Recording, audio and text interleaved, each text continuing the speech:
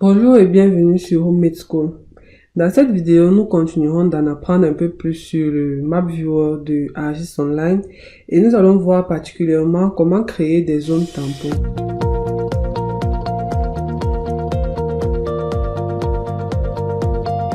Alors, si on peut faire un petit rappel, on peut définir une zone tampon comme une surface permettant de définir une emprise autour des entités. Elle peut être utilisée à des fins d'analyse de proximité ou bien de superposition. Donc, ici, nous avons une couche là, les points affichés en orange, qui sont les chefs-lieux d'arrondissement de la région du nord du Cameroun.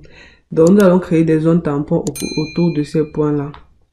Pour ce faire, nous prenons l'outil d'analyse et nous irons dans utiliser la proximité.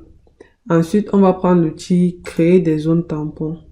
Donc, MapViewer nous permet de créer les zones tampons de deux manières, soit par la valeur, soit par le champ. Nous verrons les deux méthodes de manière consécutive.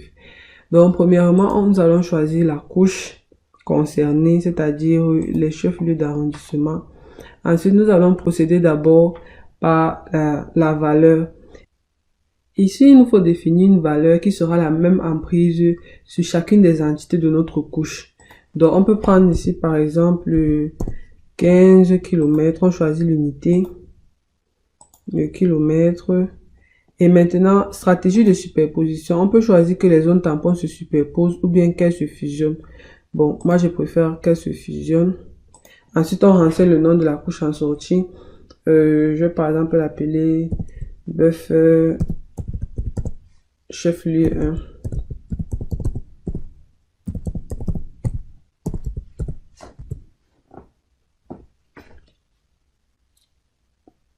Buffer chef-lieu 15.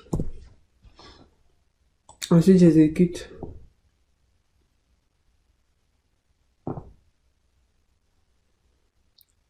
Donc, voilà à quoi ressemblent les zones tampons autour de nos chefs-lieux. On peut voir qu'il y a des endroits aussi où les zones tampons s'intersectent. Et vu que nous avons choisi ici la stratégie de superposition fusionnée, on peut très bien voir comment elles se fusionnent. Si on avait choisi superposer, elle n'allait pas être sous cette forme-ci, mais on allait pouvoir voir chaque cercle dans son entièreté, mais superposer les uns sur les autres.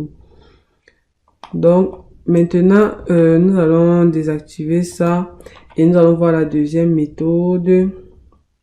On va prendre ici maintenant la valeur de champ. Alors, en choisissant champ, ici, nous allons définir un champ numérique dont les valeurs vont déterminer l'emprise de la zone tampon pour chaque entité. Donc ici, je vais prendre le champ par exemple de la population.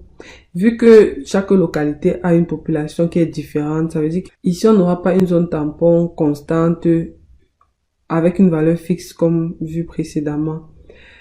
Les valeurs de population étant quand même élevées, je préfère prendre le mètre.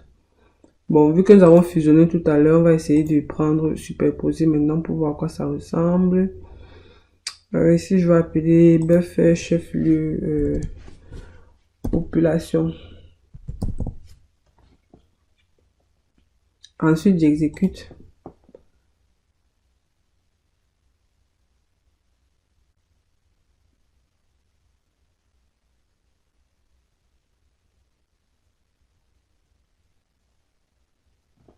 Voilà, donc on peut bien se rendre compte là qu'on a des zones tampons qui sont disproportionnées en fait.